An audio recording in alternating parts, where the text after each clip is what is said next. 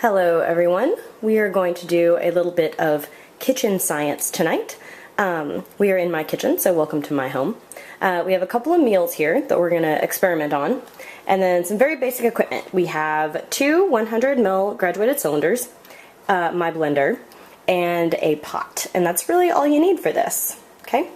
An introduction to the meals. I know you guys have been hearing a lot about what you should do once you get to college. And I wanted to show you what I do, so you'll know that we're kind of evaluating me here and not your choices. Alright, on the right, we'll start with this meal. This is the leftovers from a delicious meal that I had at an Indian restaurant. There's some rice, and this is a delicious eggplant dish that looks kind of gross on video, but I promise. Alright, so what are we going to do with this? What we're going to do tonight is try and get an estimate of how much fat is in this food, okay? That's just one nutrient. We need fat in our diet, but how much do we need, okay? And the way that we're going to do this is we are going to blend some of the food, okay?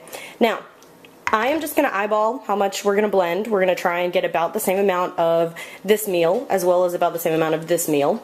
And I do have a food scale that you can see right there. But I'm not going to use it because how many people actually weigh out their food? Okay, almost no one. So what I'm going to do here, okay, lid is on the blender, blender's on the base, and now I'm going to blend up our McDonald's. Alright, so I've blended our McDonald's, and this is what we have. We have something that looks... What I'm going to do is I'm going to take this blended goo, and I am going to measure 200 milliliters. Ew, that's really gross. Of this goo.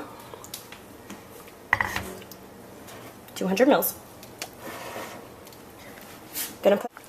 Okay, this is what bubbling McMush looks like. And while that's going, I am in the process of preparing our other meal for the blender. So I'm trying to get all the eggplant and a good bit of the rice.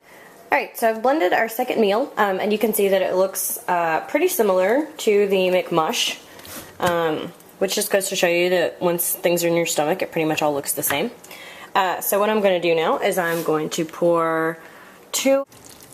Okay, it's now been about 15 minutes, and we have our boiled goo here. Okay, so turn this stove off.